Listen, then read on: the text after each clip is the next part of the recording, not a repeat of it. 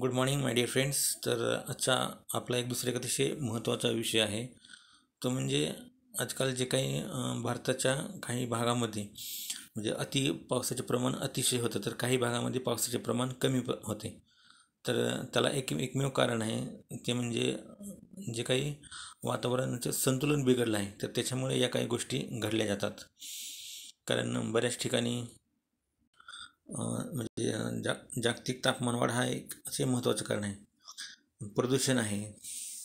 कारण काय होतं की प्रदूषण म्हणजे तापमान वाढल्यामुळे जमिनीचे जे काही समतोल असेल किंवा वातावरणाचा जो काही म्हणजे मेंटेनन्स असं संतुलन असं तो बिघडलं जातं. तर म्हणजे याचं कसं ओळखायचं, तर याचं कारण म्हणजे वैज्ञानिकाच्या मते पण असं सांगितलं जातं की जंगलाच्या काही भागामध्ये आगी लागल्या जातात, काही ठिकाणी दुष्काळ पडला जातो, काही ठिकाणी अतिवृष्टी म्हणजे अतिपाऊस पडला जातो, तर काही ठिकाणी म्हणजे भूकंप होतात, भूकंपाचे धक्के जाणवतात. हे सगळं जे काही आहे ते मानवनिर्मितच कारणामुळे होते, दुसरं कोणी याला म्हणजे कारणीभूत नाही आहे. तर ते कसं, तर मानवाने आपल्या म्हणजे वैयक्तिक स्वार्थासाठी म्हणा जलप्रदूषण, वायू प्रदूषण, परत मृदा प्रदूषण, म्हणजे असे वेगवेगळे प्रदूषणाचे प्रकार म्हणजे वाढवतच गेला माणूस. आणि पृथ्वीतलावरती आज जे काही हे महासत्ताशाली देश आहेत, तर या देशांनी आपल्या विकासासाठी, विकसित राष्ट्र घडवण्यासाठी जे काही म्हणजे प्रदूषणाचं प्रमाण जे काही वाढवलं आहे, तर त्याच्यामुळे या गोष्टी काही सगळ्या घडत आहेत.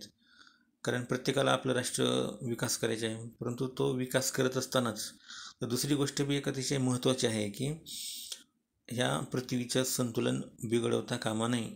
म्हणजे जागतिक तापमान वाढ म्हणजे जे तापमान वाढले पृथ्वीचे, प्रदूषण जे वाढले आहे, एअर पोल्युशन समजा किती वाढले आहे, वाहनांची संख्या किती प्रमाणात वाढत आहे, मग त्याच्यामुळे हवेचे प्रदूषण वाढलेले आहे, त्याचे दुष्परिणाम मानवाच्या जीवनावर अतोनात होत आहे. ते कसं ते दिसून येत नाही, पण एक लक्षात घे की सुरुवातीच्या काळामध्ये असे जुने लोक सांगतात की हा माणूस 100 वर्ष जगला, हा माणूस 150 वर्ष जगला, परंतु असं आता कुठं म्हणजे ऐकलं का असं कुठे की माणूस हा इतकं वर्ष जगू शकेल. तर हे सगळं या प्रदूषणाचे दुष्परिणाम आहेत. तर ती एक अतिशय महत्त्वाची बाब आहे, पण तो मानव आपल्या स्वार्थासाठी, विकासासाठी म्हणजे पर्यावरणाकडे दुर्लक्ष करतो आणि त्याचे परत दुष्परिणाम सर्व मानवजातीला भोगावे लागतात.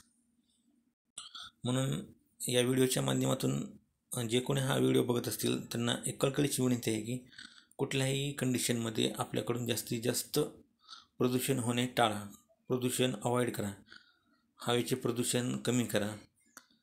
म्हणजे जे काही घाण कचरा जे काही म्हणजे जेवढं प्रदूषण तुम्ही कमी करताल, म्हणजे स्वच्छता जेवढी आपल्या आसपास राहील, तेवढं या मानवजातीसाठी आणि पर्यावरणासाठीच हे सुखकर राहणार आहे.